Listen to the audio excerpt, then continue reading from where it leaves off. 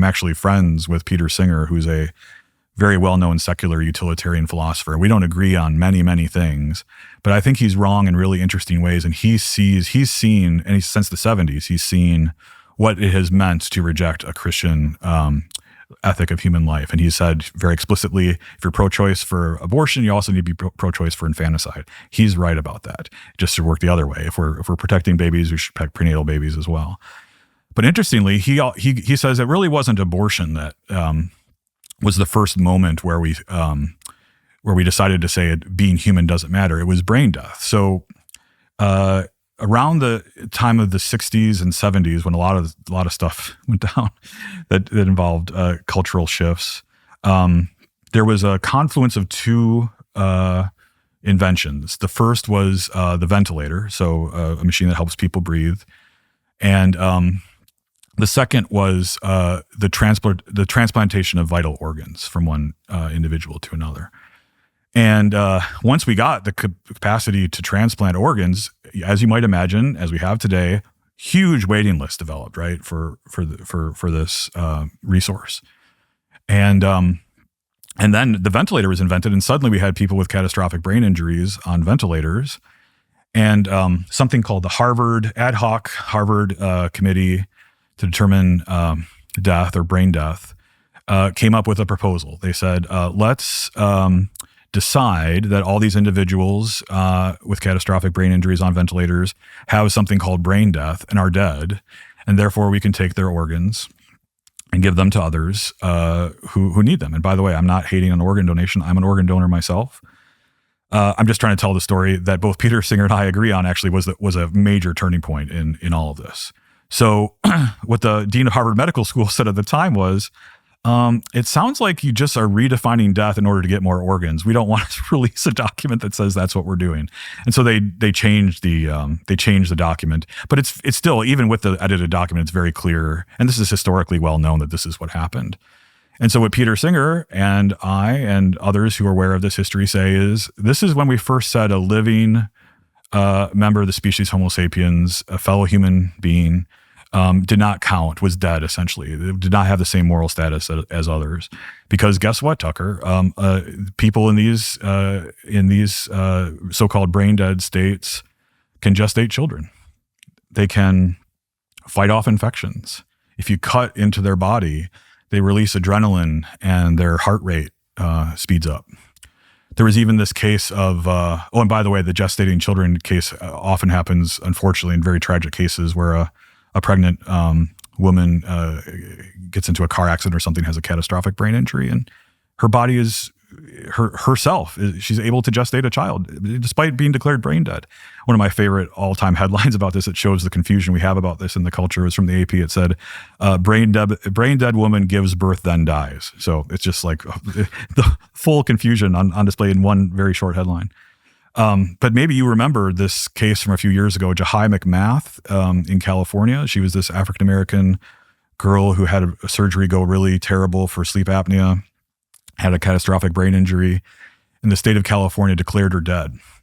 And her very Christian, also African-American parents said, she's not dead.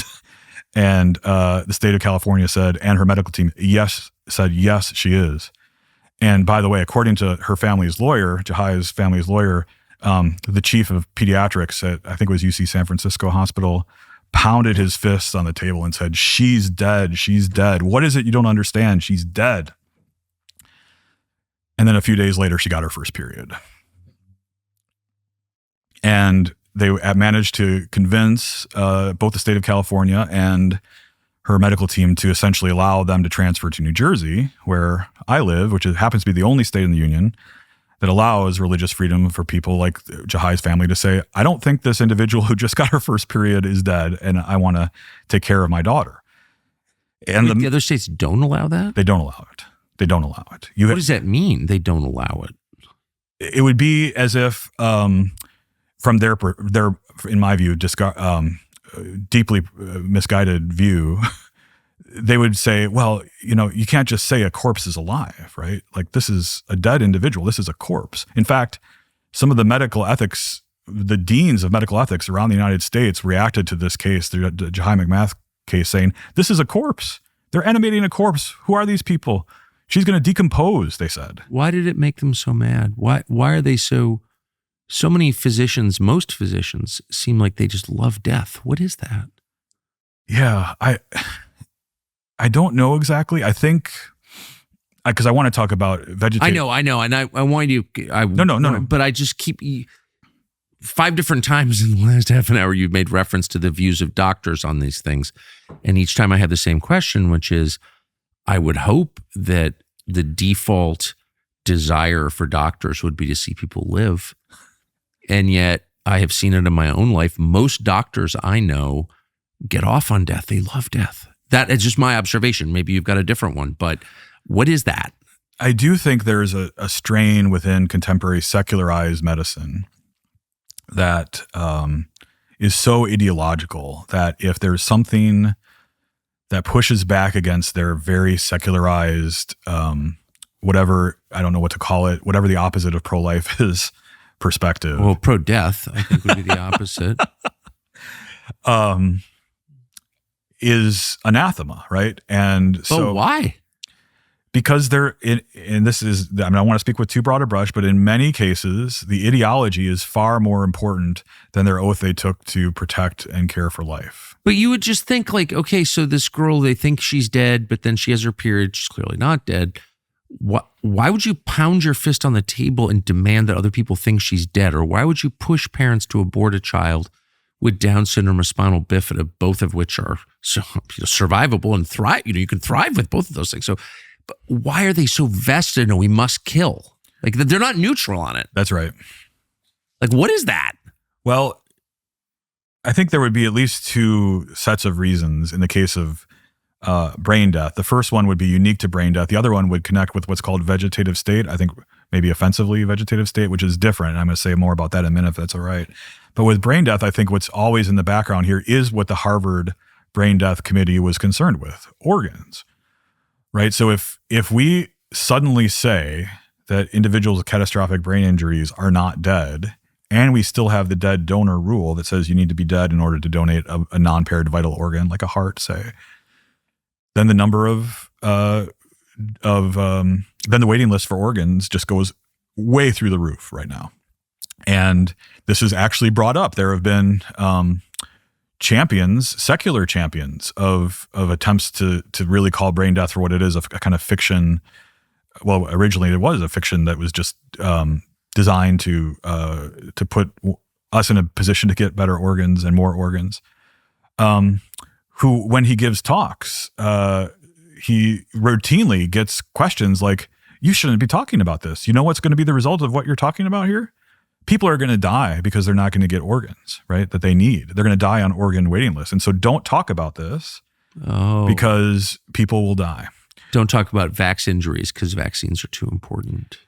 It's a classic utilitarian perspective on these things. But if you find yourself lying or ignoring harm to individuals on behalf of some imagined greater good, then you're just evil. I mean, I don't really see another plausible description of that. If one has a view that what's at bottom true about ethics and morality is maximizing the greatest good for the greatest number, we can call it evil. I think in many cases it is, but this just follows logically. Why would we get bent out of shape about whether Jahai McMath is a person or not, or has human dignity or not? What really matters at the end of the day is that we maximize good outcomes from this situation. Because that's a Nazi attitude. That's literally the attitude that they were not ashamed of. They bragged about. They wrote about it extensively. We seem to have forgotten all of this. We remember all the lessons about Poland and Czechoslovakia, but we missed the basic lesson, which is you cannot treat people like objects or else you end up committing genocide. It's like super simple. Right. Sorry. No, that's well said. I think another angle into it, though, is this a different kind of ideological angle, which is if we say that individuals who have catastrophic brain injuries,